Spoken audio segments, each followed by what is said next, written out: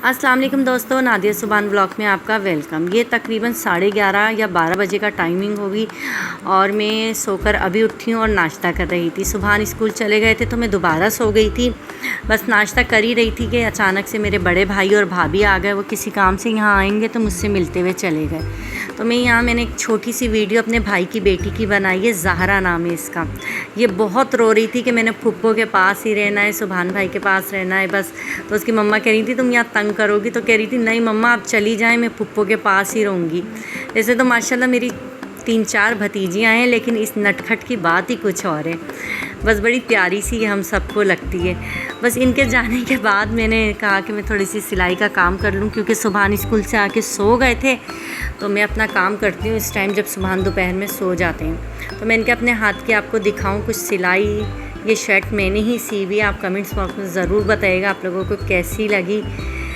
मैंने कहा आप लोगों के साथ शेयर करूं। अक्सर आपसे कहती हूँ कि मैं स्टिचिंग का काम करती हूँ, तो आपको कुछ दिखाऊं भी, इंशाल्लाह आगे भी दिखाऊंगी।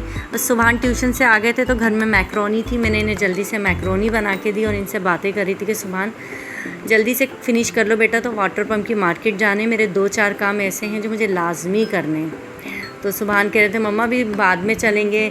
बच्चे ज़ाहिर पूरे दिन के थका हुआ होता है, ये भी ट्यूशन वगैरह से आया था, अभी 7 बजे का टाइम था तकरीबन। तो मैंने कहा नहीं बेटा आज ही जाना है बस इंशाअल्लाह ताला। तो बस यहाँ मैं रक्शे में बैठ के हम लोग वाटर पम्प की मार्केट के लिए रवाना हो रहे थे। तो मैंने कहा चले आपके साथ थोड़ी सी वीडियो शेयर करूँ।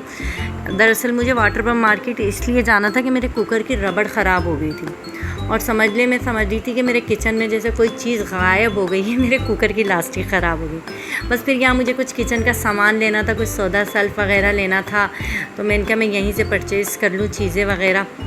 महंगाई तो बहुत अरूज पे जा रही है, यकीन जानिए आप। यहाँ मुझे सेल लगी हुई थी बच्चों की टी शर्ट की 250 की, तो वो ली मैंने आके। और यहाँ आपको सामान दिखा रही हूँ जो मैं लेकर आई हूँ। दुआओं में याद रखिएगा। अल्लाह।